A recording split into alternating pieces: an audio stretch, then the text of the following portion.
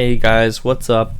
It's the third devlog, technically fourth if you're counting episode 0, but in this devlog I decided to throw together a quick time lapse of some of the concept art that I made for the game. Over the past week I wanted to work on art, so here are some of the enemies I was coming up with. This one is a bristleback.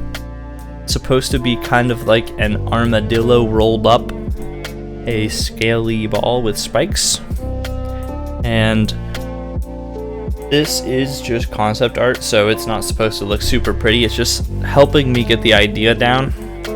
So I wanted each of the layers on this creature to spin independently at different speeds so that they all kind of overlap and create a cool effect. This enemy is supposed to be pretty basic. All of these enemies that I'm doing today are just basic enemies, and I probably won't scale them up very much except for the last enemy, which you'll see in a minute. Also, in the last couple of weeks I did a little bit of programming. I fixed the slime bug where they are coming into the shop randomly, even when you save your loaded game. So now they all come in the same when you leave and when you rejoin. They're all the same slimes. This next enemy I'm working on is my first humanoid enemy, which is the Goblin Scout. So I'm trying to keep all of the enemies pretty loose and keeping them easy to animate. So I need to keep all the limbs kind of separated.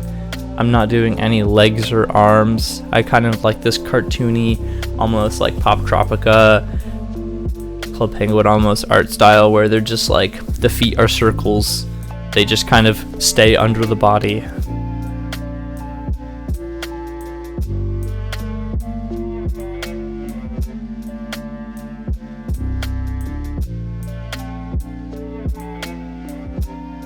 I also like the cartoony shading of some of the brushes. I kind of want the end goal of this art to be almost pencil drawn. I want it to look like it was drawn with a pencil and kind of messy and not perfect. The slimes already resemble that pretty well in my opinion. I think that the way the slimes look is actually really nice, so I'm gonna keep with the same slime art technique and try and just adapt these enemies after the rough draft, which is what I'm working on right now.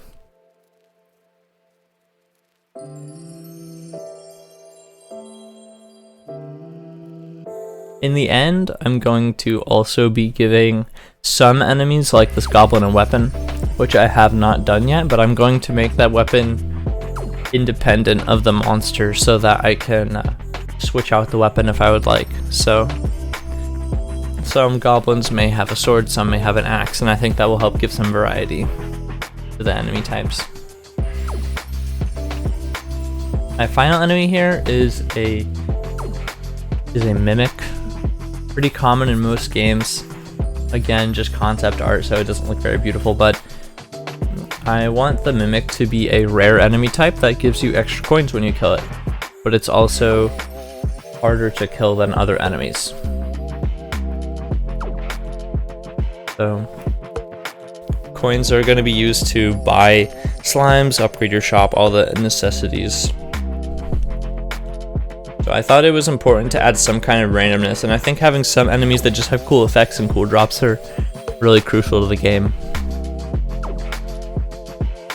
For my next couple weeks, and what you can expect in the next devlog, is probably more updates on the general gameplay.